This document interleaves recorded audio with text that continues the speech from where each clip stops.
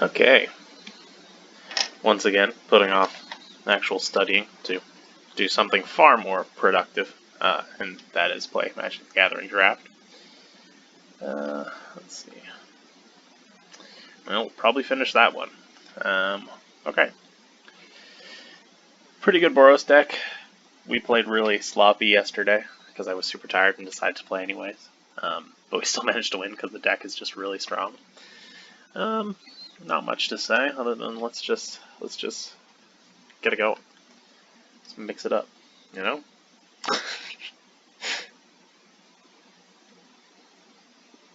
Let's see.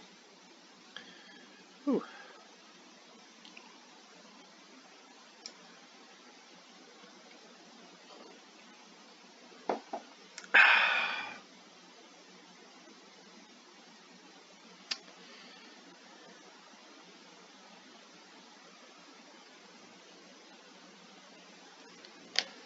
Alright, so our opponent's playing first, presumably. It's pretty good. So it's a lot of lands. Hopefully we won't get flooded off of this, but we have something on turn 2, something on turn 3. Hopefully we'll draw something on turn 4. If not, if we do flood out, we have at least something to do on turn 5. So this seems okay to keep a 4-lander at the risk of drawing more lands than we need. No, we don't even draw a land. So red cap melee, if our opponent is... Nope, they appear to be Selesnya, so the red cap melee unfortunately won't be free this time, but that's okay.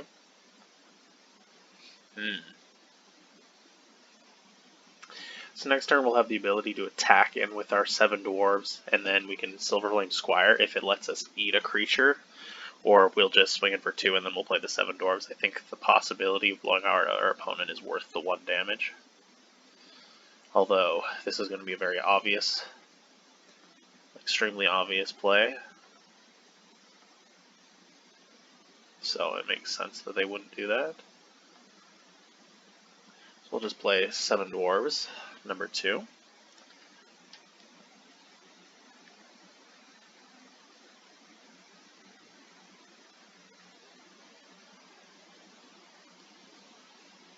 So they could pump the dummy on blocks, but that would take almost all their mana up, and it seems unlikely that they want to do that with their turn, but who knows?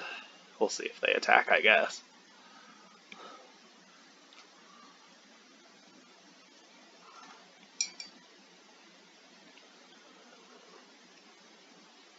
Thinking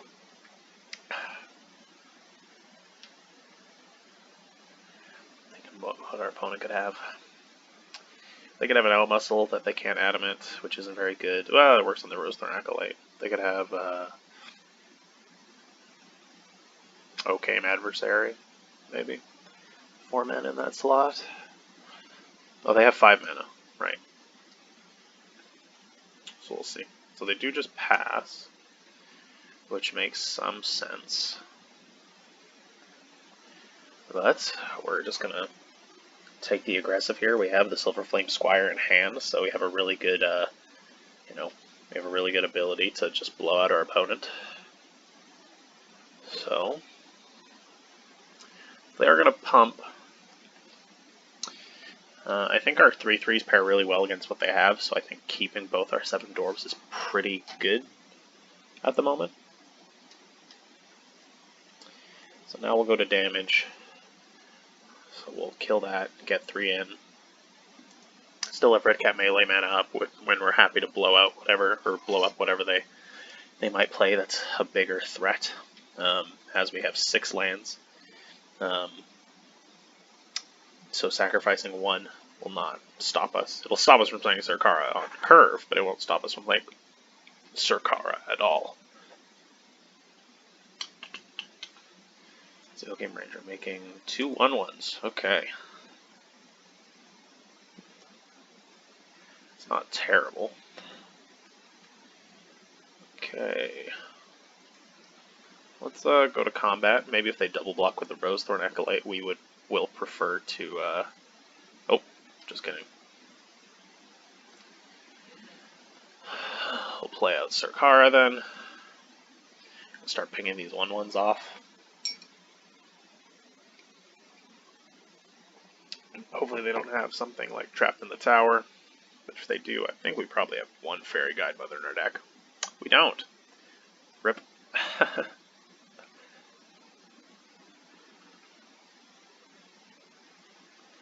Yoke Ranger is pretty decent on their current board state. They are going fairly wide at this point, so probably we'll keep this land in hand so that we can bin it to Thrill of Possibility if we want. Trying to decide. We have Silverflame Squire, which is pretty good.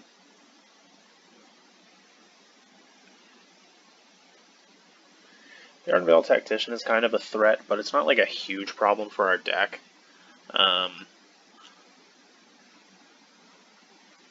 We can just red cap melee it whenever we need.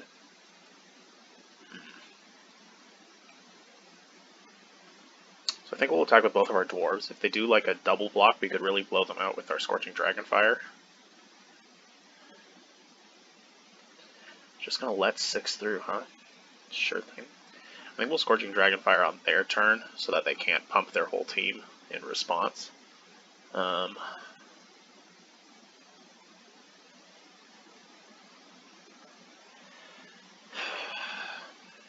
We don't gain all that much from, okay, so I guess I can see there. Makes sense. It's kind of a tough situation for our opponent there. So they're kind of an aggro deck as well. I'm trying to think. Were there a lot of situations where the Fortifying Provisions would have been helpful? They play a lot. They have a fair amount of 1-power cards. Let me look at your graveyard. It's just adjusting, tell me. Fortifying Provisions wouldn't be horrendous. I'm not sure how I feel about the Lucky Clover. We have a few things that it works with really well, but I don't know if that's enough, you know?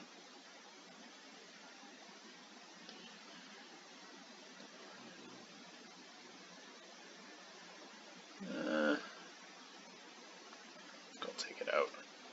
Put in the Fortifying Provisions. Since we're both like aggro decks, this kind of pairs pretty well against them when we're trying to attack and block them. Brimstone Trebuchet would be pretty good, actually.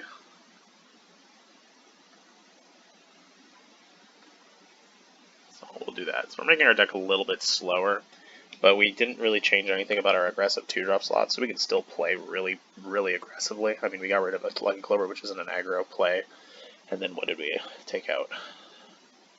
The Lotus Unicorn, which is a turn 3 play, and replaced it with the Brimstone Trebuchet, which still puts pressure on our opponent, and they're white, so they'll probably have some flyers. They might even have some Fairy Guide Mothers, and they had a few 1/1s that we saw, so the Brimstone Trebuchet pairs pretty well against it. So I think this is a good place to be for our deck. Just a couple minor changes that should help us be more aggressive. Ooh, completely unplayable, of course. We need to draw a land, and we can't guarantee that. Our opponent's on the play too, so we're on the draw. So this is a lot better. This is a tough one though. I don't really want to bin any of these. I might get rid of the outflank, just because it's just basically worse than Scorching Dragonfire. It's kind of like a no guarantee Scorching Dragonfire. Youthful Knight pairs really well against dinky little threats. So, and then the 2/7 dwarves. You know, since we have 2 in the same hand, we want to keep those. So. And I think it's going to be outflank.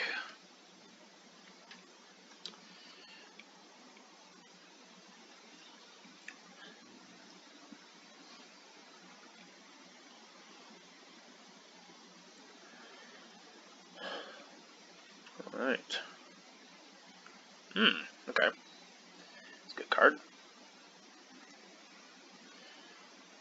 I don't think it'd be wise to red cap melee the Edgewelling Keeper here, as good a card as that is. Because then we'll be down to 1 land. Okay. Let's play our first 7 dwarves.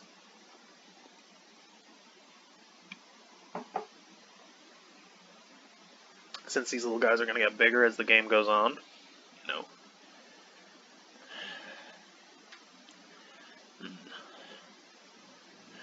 I'm going to do the same thing I did before, where I kind of hedge my bets just in case they like put a pump spell on the Edgewelling Keeper. Didn't think they would. You don't want to take too many risks with that card.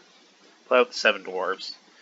We have 2 plains and a mountain, so want to play out red cards if we can, just going to get them out of our hand, because Youthful Knight will probably be able to play. You know, we can play Youthful Knight in conjunction with Red Cap or the Rimrock Knight, but we can't do 7 dwarves, so. Oh, so they draw a card.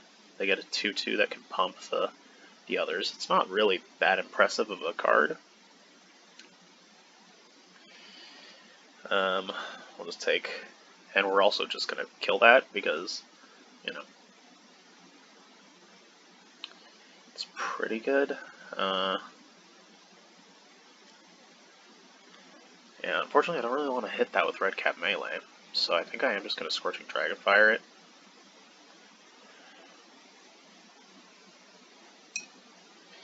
We'll save Red Cap Melee for a moment when we just absolutely have to do something. Like a Questing Beast. Questing Beast wouldn't even have been hurt by, you know, by that anyways, so we're going to go ahead.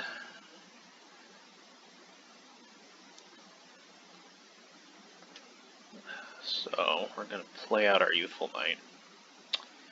We'll Red Cap Melee the Questing Beast, because there is no Giant Growth in this set. We'll sack the Plains. We don't really want to, but we're getting 6 damage in. That's quite good against our opponent. Questing Beast is a very strong card. Okay, they concede. Makes sense. Seems like they missed their white mana pretty majorly, so I don't. They probably had a few cards in hand that they just couldn't get a hold of. So we're up to 2 wins. We're at 2-0 right now. It's pretty decent. Just gonna quickly check the time. Oh. Okay. Play one more. I expect the games to go pretty quickly since we are playing an aggro deck. I mean, that match took 12 minutes.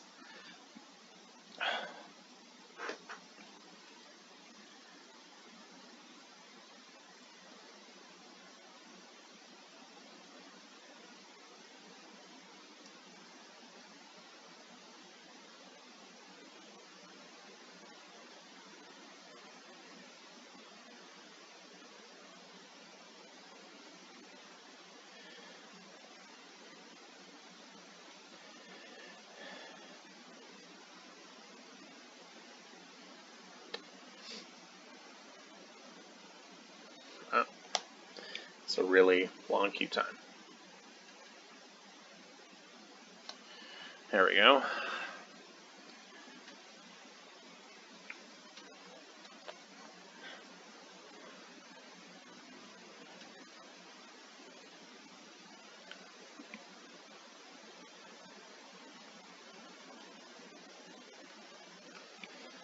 Alright, so we're going to take the draw.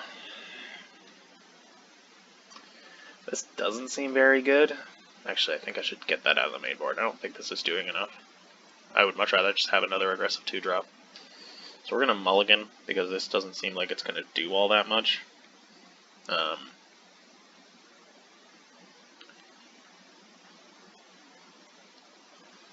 We want a more aggressive start.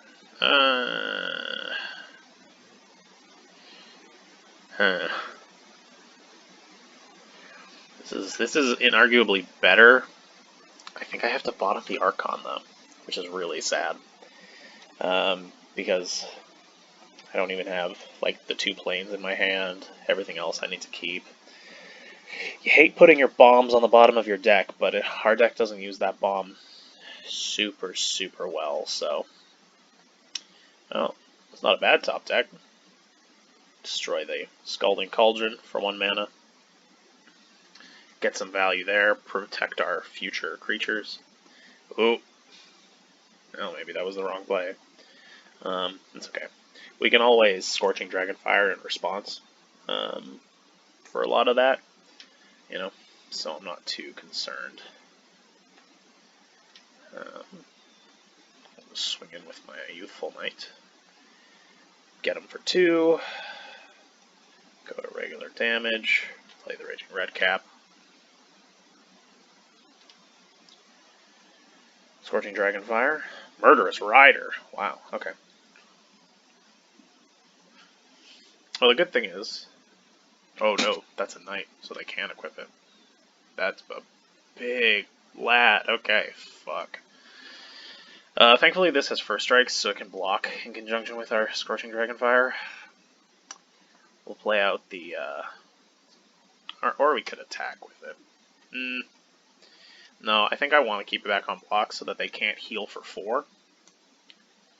So, we'll, pass the turn. Dang. That's nasty. So we're hoping that they also don't have, well, hold on. I should have probably Scorching Dragonfired it first. But we're currently hoping they don't have a Scorching Dragonfire or something in instant speed as well.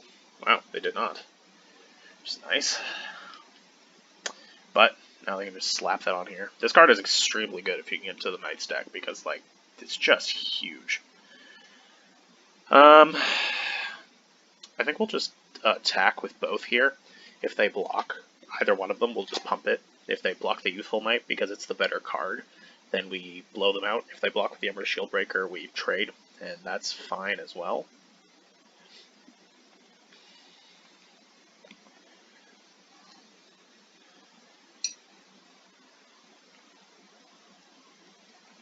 Just really want to keep them off more knights. Thankfully, they're a red deck, so our red cat melee will have a target that doesn't make us sack a land. We're still really hoping to get to our 5th land for Sarkara. We don't really want to throw a possibility to discard the melee. Oh, seems like they've run out of creatures.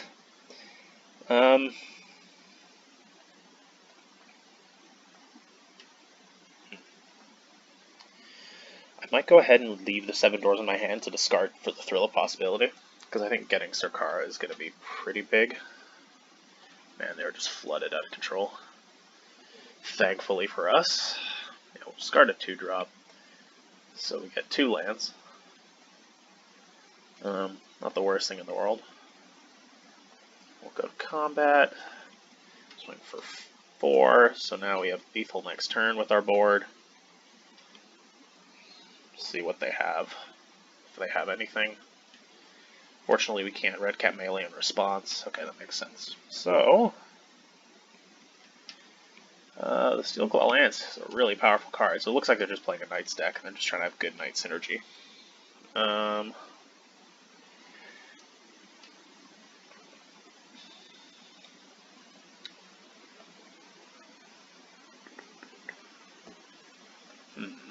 If they don't have the Steelclaw Lance, how does our deck feel about Fortifying Provisions? Not too bad. It's not excellent, though. Might be happier with just a True Love's Kiss for another thing to kill, because presumably they'll have more artifacts.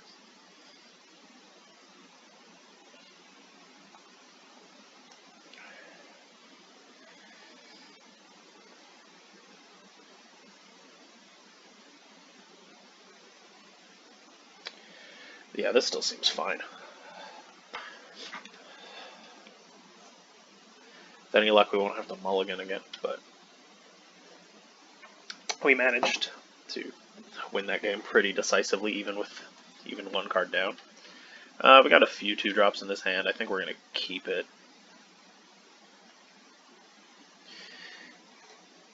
We have stuff to do on a number of turns before, so if we miss a land drop, which, will probably happen, not the end of the world.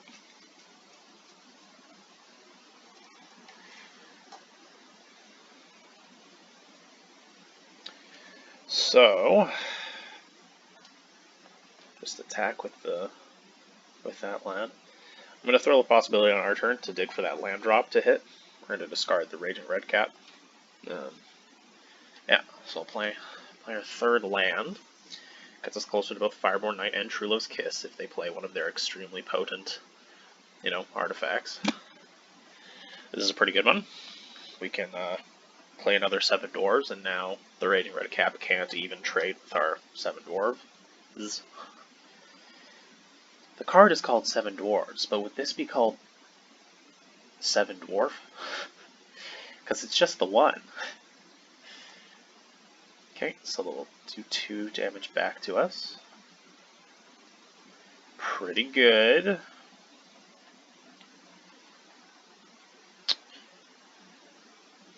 Play the Fireborn Knight after they cast Reeve Soul. If they could have another Reeve Soul, it's a common. They could also have Scorching Dragonfire. Both of those cards are common removals in the Rakdos colors that just totally kill Fireborn Knight, but they just used a Reeve Soul. Maybe they don't have a second one, you know.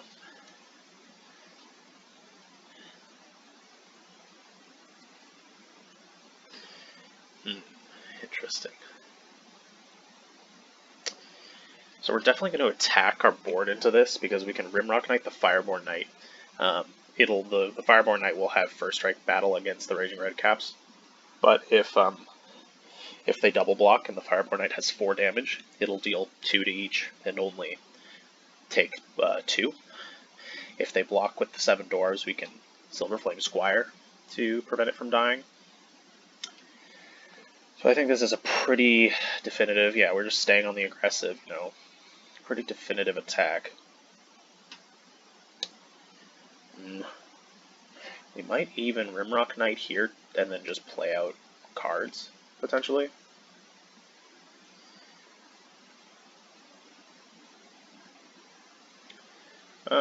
What does this put them to? If I Rimrock Knight here, they take 10 down to 3. That's pretty good, but I think I'll let it pass this turn. I'd like to Rimrock Knight maybe in a situation where I can totally like just steal the game.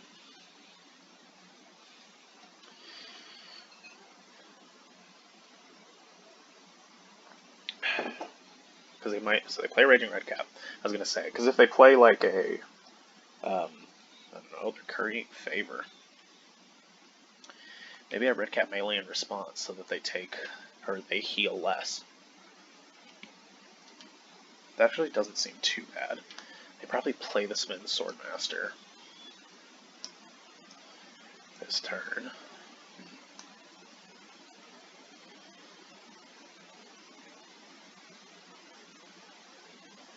So we'll go up to 10. I'm going to Redcap melee. So they'll go up to 9, and then they have a lifelink that they can block with, which is totally cool by me.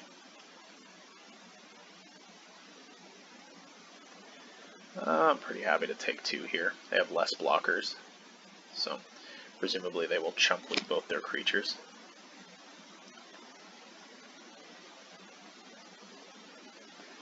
So we'll go ahead and we'll make an attack.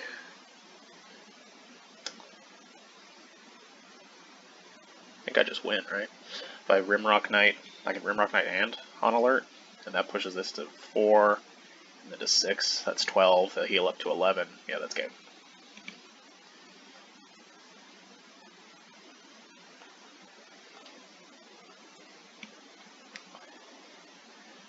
So they'll heal to, yep, okay. Good game. Good game. No, that game also took about 12 minutes. Pretty good.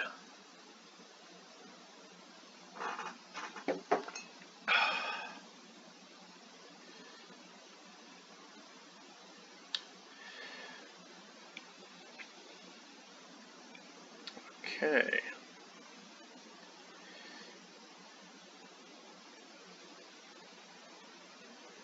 So we're at 3 wins, so we've already made it to the dream of being able to just immediately draft again, which is exciting. That game was also really short. 2-1 pretty decisively, so, or 2-0 pretty decisively, so we'll go ahead and just play one more.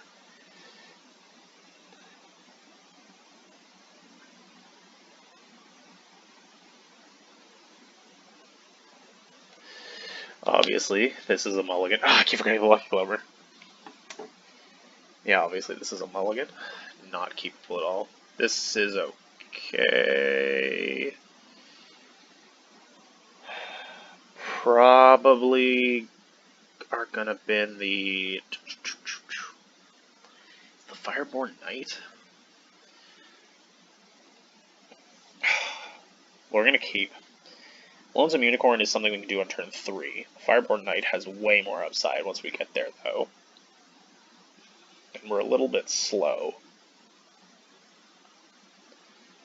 I'm going to go for that. We have the ability to draw cards, too, so we will hopefully reach our 4th land drop pretty easily. Off to a good start now. Kind of a slow turn from our opponent. Probably going to keep Ember Shieldbreaker. Blue does like artifacts, so ideally we'd be able to, yeah. So this, it's like a kill spell for us right now, which is awesome. We might have played out the Ember Shieldbreaker if they were a color that didn't use artifacts as much. Every color has artifacts, but,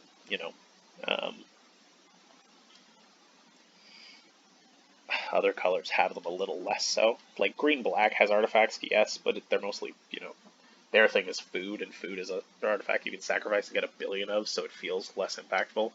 But there, we just basically got to 1 mana kill our opponent's creature. We paid 3 mana to play a 2/1 that killed our opponent's creature, so that's a pretty good turn, in my opinion. We have enough mana for Fireborn Knight, so we're looking pretty good right now. Oh, well that's pretty decent. We'll just play out our Fireborn Knight. Who knows, they might have counterspells if they're mono blue, so if we can sneak this guy under the radar at this moment, we're happy to do so. So we'll see if they have Charm Sleep, because now Charm Sleep is the thing that we could fold to. Or it's so tiny. Like, there's 2 blue commons that a deck that's apparently mono blue at this stage of the game probably will have. Because, yeah, so tiny just guts this, because it can't, do anything anymore. So it is the Azorius Artifacts deck. Okay. We do this, we'll play this, so we can red cap melee as well as pump the Fireborn Knight. Not that we need to, but if they do something in response, that would cause the Fireborn Knight to get R-E-K-T wrecked. Attack with the Fireborn Knight, see what they do.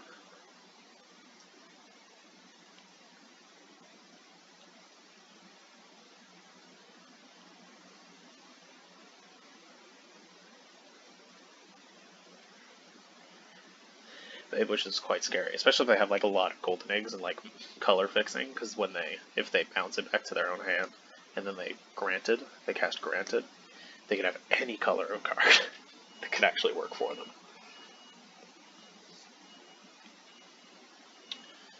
Okay, are they gonna activate its effect, or are they're gonna run away together? I think I'm gonna red cap melee that. I don't want them to fetch for something really impactful.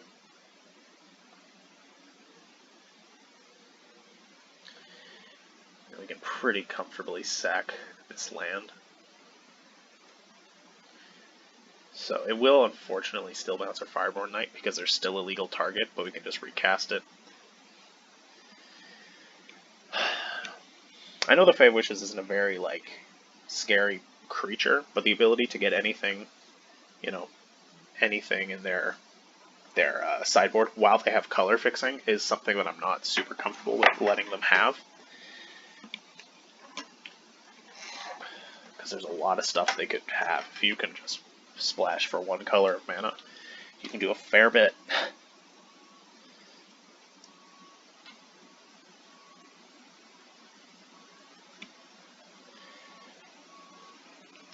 Plus, we can kind of try and stay on the aggressive here.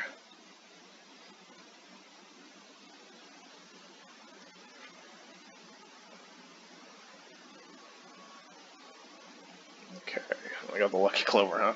Might discard that to the Thrill possibility, not sure.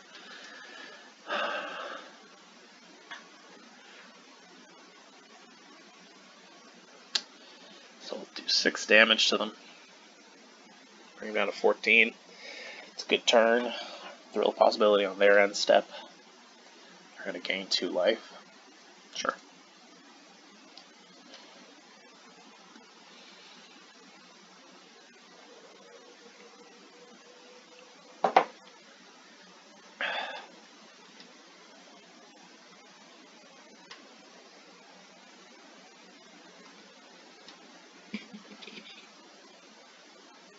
It's a lot of blue.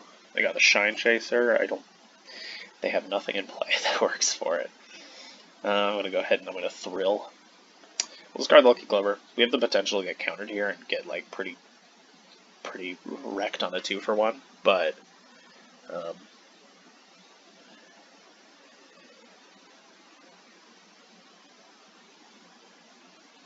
they're not playing the mill deck, and you probably wouldn't play a ton of the counter spell in,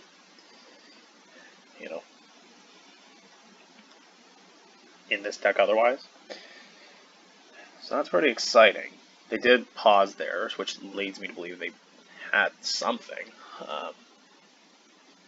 Not sure what, but so I'm gonna trade with the Shine. The Shine Chaser is gonna trade with my Embereth Paladin, or whatever that Embereth Knight, Shieldbreaker.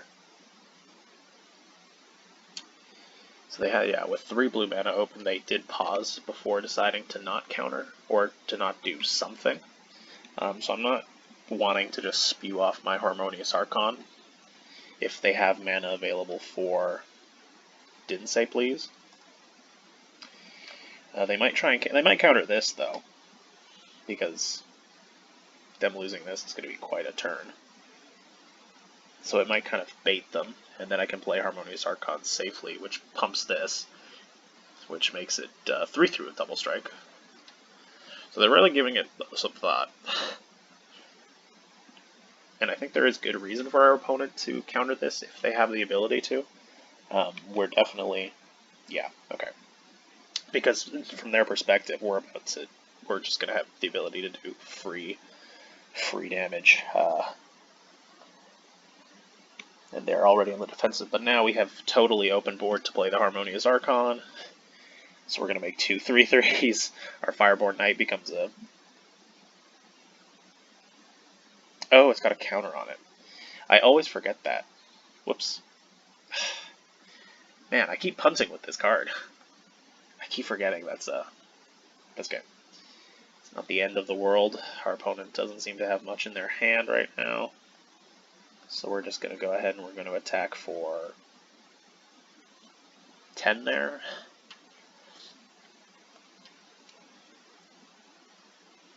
Clearing the Vantress Paladin wasn't the worst thing there, trading, but obviously it was not my intention to do so.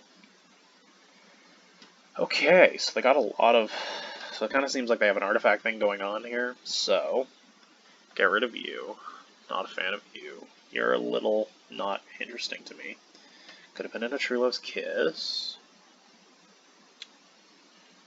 They do have flyers, but it wasn't really impactful flyers. Still think the Brimstone Trebuchet might be good enough to pop in here. I don't think I want the second True Love's Kiss, considering I have an Embereth Shieldbreaker. I think killing 2 artifacts is going to be like fine against their deck as long as we're, relatively smart about it. We didn't see a lot of like crazy ones. Obviously, the Heraldic Banner would be a pretty good one because they're probably some sort of like Skies deck. But like, yeah, as long as we don't just spew these off, because we know that they're an artifact-ish strategy. Like they might have an Arcanist Owl, so that might be something. But we're definitely going to want to get some bang for our buck with our artifact destruction.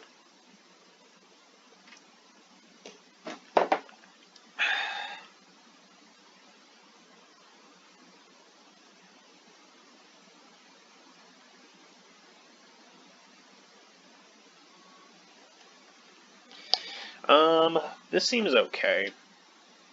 Sure, we don't have either of the planes for True Love's Kiss, but we have like Scorching Dragonfire on turn 2, into Redcap on turn 3, and Redcap melee whenever it becomes critically necessary. 3 lands is the sweet spot for the Arena Shuffler. So, it draws a white card. Instant regret.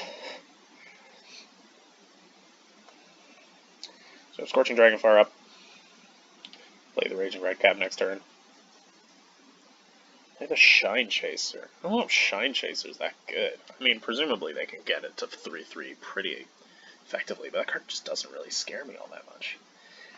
Okay, well, we got 3 red. We need at least 1 white to, use half our hand. So that would be kind of nice. Deck. Hey deck, you gonna give me some card? Jimmy card? Please? Okay, what do you got? Casting granted. Okay. So what are they putting into their hand? I think 4 mana to fetch something, so it should be a good something.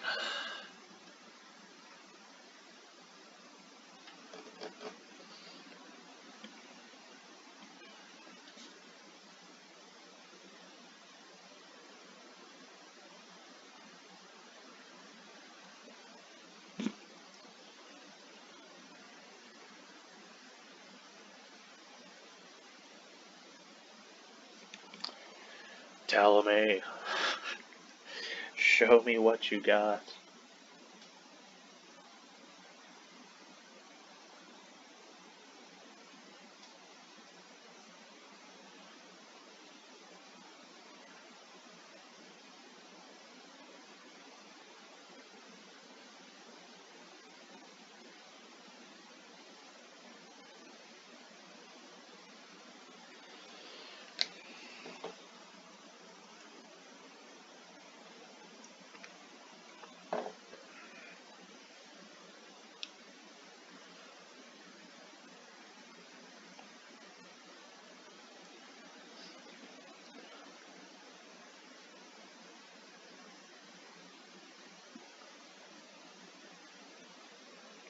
Really deliberating on this.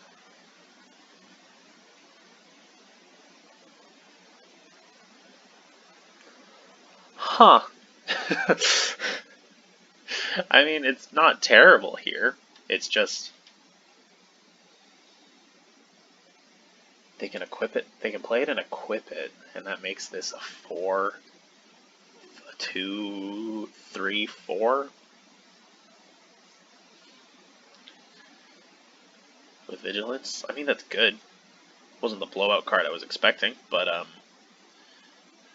it is putting us in a tight spot because it means I want to keep Scorching Dragonfire up to kill that in response.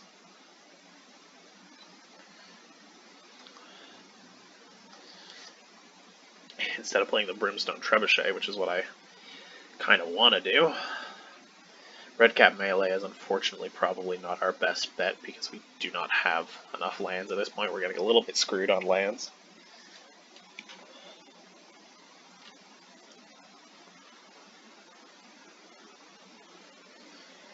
So either way, whether they play the Mantle of Tides and then you cast a spell to draw 2, unless it's opt, which I suppose it probably could be pretty easily.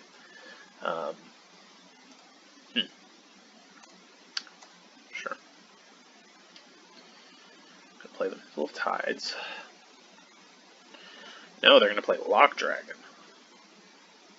Well, Lock Dragon's a red card, so I probably will go ahead and use my Red Cap Melee here, as it's quite an effective use of my mana this time around. Since it is just a 1 mana kill target Lock Dragon. I might go ahead and just use Scorching Dragonfire now. They can't do anything about it.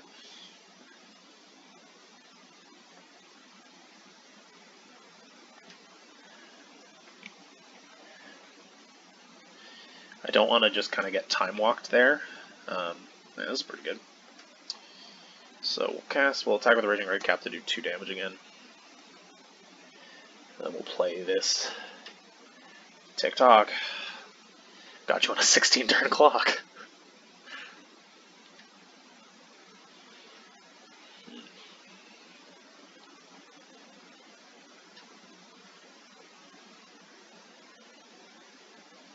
I have another Shine Chaser, I see.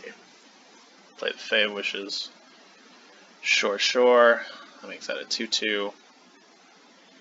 No problem here. I am still going to attack into them because my Raging Red Cap with the Silver Flame Squire is pretty good.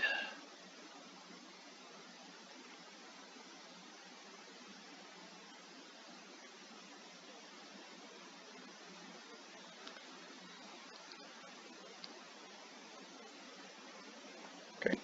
Well, I have 2 in hand, so I'm gonna pretty liberally apply this, so I can just get cards out of the way, so that Raging Redcap can continue to attack in future turns. Put that on the end step so I don't forget to ping him with my Trebuchet. Hopefully we can get one more planes. Be really nice, because then we can, cast Silver Flame Squire while keeping up mana for Silver Flame Squire or the outflank or something. But it's weird. This card feels like if they have like 2 Shine Chasers in the deck, it feels like this card might be good enough for them to mainboard. I'm surprised they like fetched it. I got Lock Dragon too. Like they have a number of enablers. It's a very strange one. Okay, well, that's pretty good. It's not.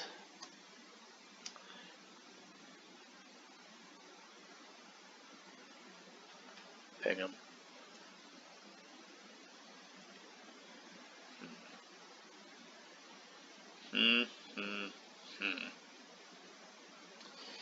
I think we might just take some damage this turn. That's all there is to it. Play out the Raging Redcap and set up for next turn, where with our 4 mana we could Silver Flame Squire and Rimrock Knight to like eat the Moonlit Scavenger. But that does require us to, play that out. So we might as well ping him. Don't miss the free damage. Play the Raging Redcap. We have enough mana for Outflank, so we can kill the. Oh, we can't kill the Shine Chaser if they equip the Mantle of Tide. To be fair.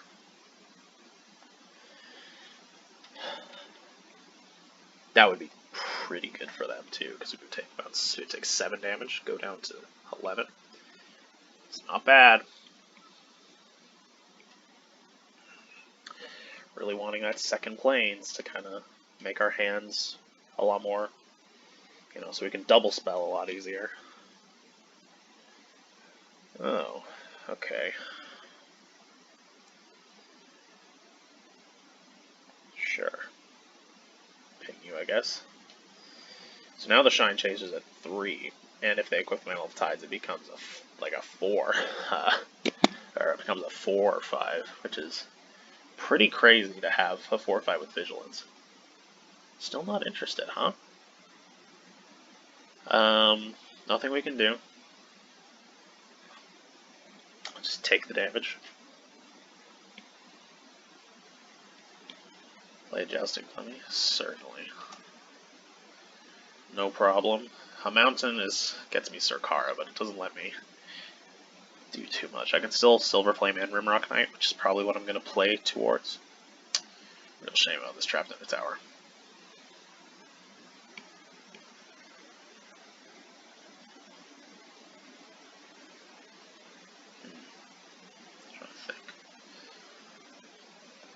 Pass the turn. Trying to think of a way that we can deal with the Shine Chaser. We have Redcap melees. We have stuff that can slow it down, like exiling. We have Harmony's Archon, I guess.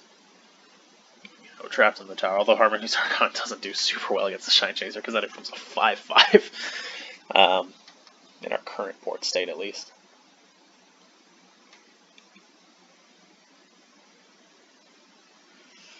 I guess we could have attacked with the Raging Redcap because on alert untaps. That's kind of my bad. Wasn't really thinking about that.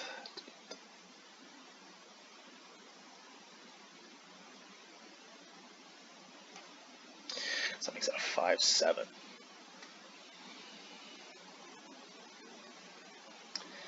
I can now trade with it, but I can't kill it. Unless I... Does Outflank do anything?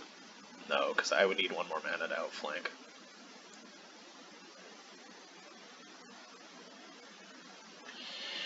Kind of sucks, but it's okay. Pump up our Raging Redcap.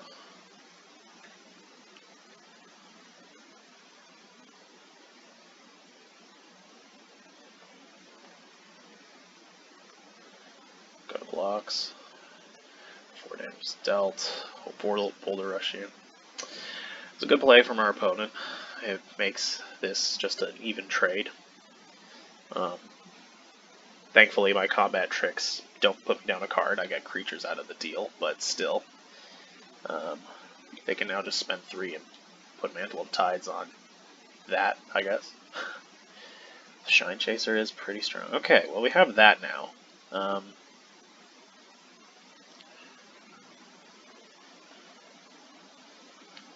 That's interesting. It's,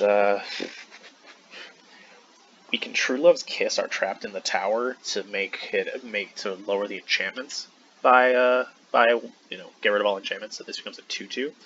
Otherwise, you know, we might just, if that wasn't a consideration, we'd probably just kill the Jousting Dummy.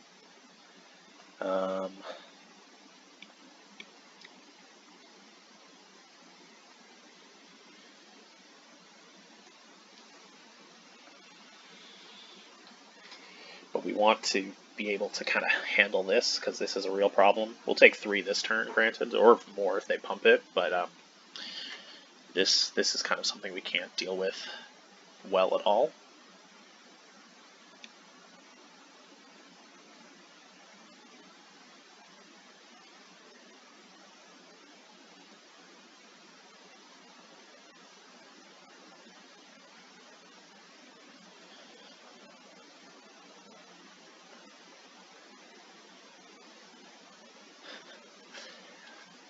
Try and get in there with some BM.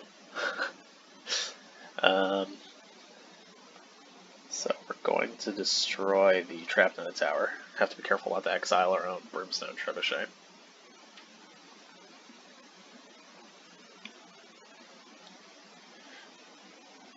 Scorching Dragonfire, pretty good. So we can block the Shine Chaser now, which is nice. They can pump that a lot, but they're blue-white, so if they pump twice and bring me down to 3, sure, it's scary, but they aren't going to burn me to death.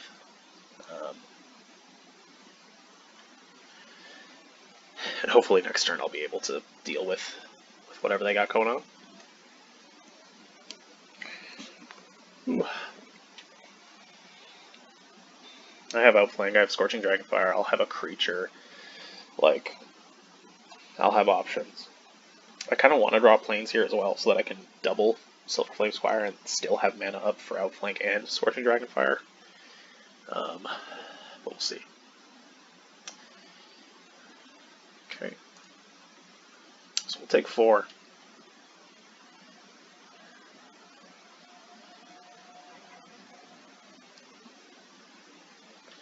Play another land. Ping you.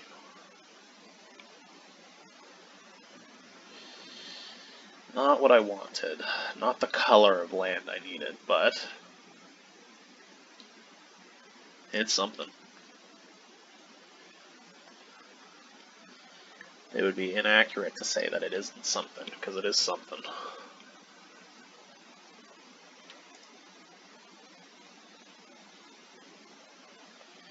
So we have Outflank equal to 3 currently, and then we have Scorching Dragonfire. So these 2 smaller creatures should not pose a significant threat to our board. So Fairy Vandal, which is pretty good. It might change. It might unfortunately change, you know, who we kill here, or who we have to kill with our spells.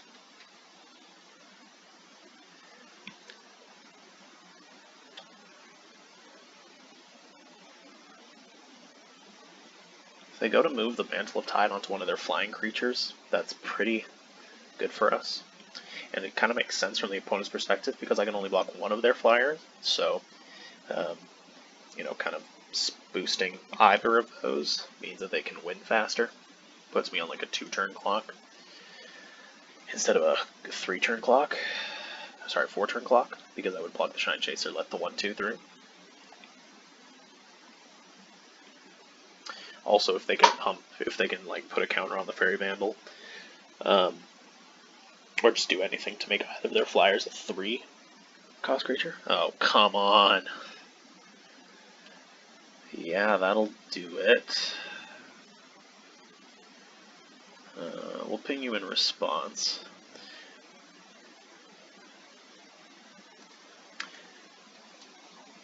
So we'll definitely go ahead and we're going to kill both of their flying creatures.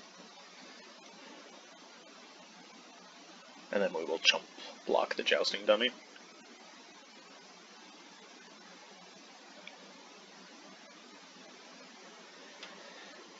Okay, it's a tight game, but it's a winnable game.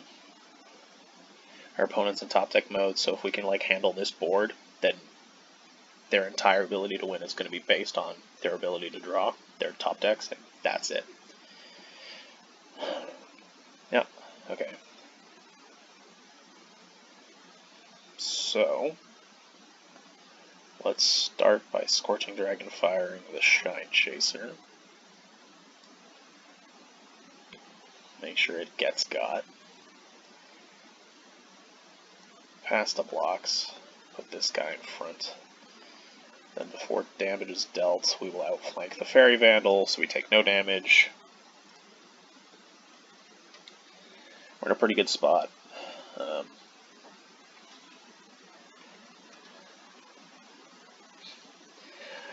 A little late, but that's okay. Attack with the Rimrock Knight, since it can't block anyways, we'll put 3 damage onto our opponent. We'll then play a Plains. In this turn, we can both play out our Silver Flame Spire and our Sarkara. So since our opponent's in top deck mode entirely, we're in a good spot to, they have to draw really well off the top to, deal with our threats, so we'll just spew them all out. Hopefully we can win the game here. Does depend a lot on what they draw. They could totally draw something that, changes the game. If they get another good flying creature, we might not be able to win the game fast enough to deal with them.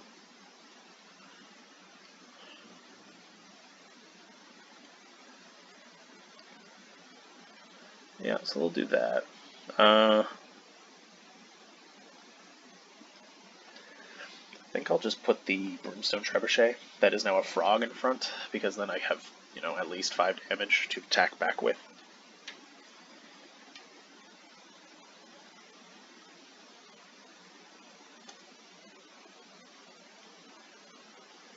See what's in our hand.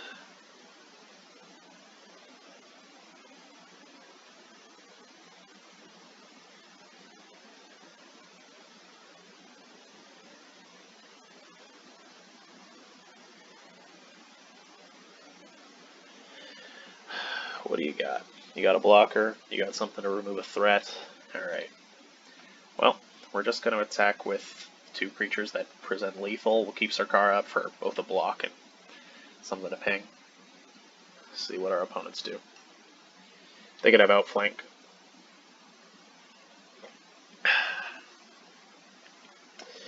Doesn't look like they have outflank. Or maybe they're just waiting until the last possible legal moment to outflank for maximum style points.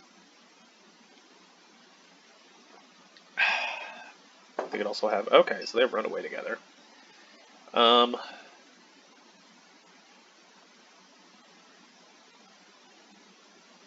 Sure.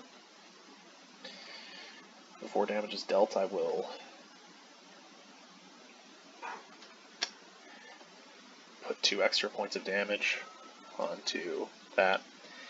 And now, knowing full well that you have in your hand, I can ping you with Sarkara for game. Good game. Close game.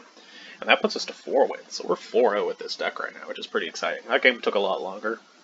We went from 24 minutes to a full hour on this recording. But, hey, that's okay. We're at 4 wins now, so we're now making gems. We're making gems. It's exciting. It feels good to have our drafts reflect my perceived ability once in a while, instead of just going 2-2 and dropping. Alright, that's it for now, because I need to do a bunch of stuff, and it's already getting pretty late in the morning, so see ya.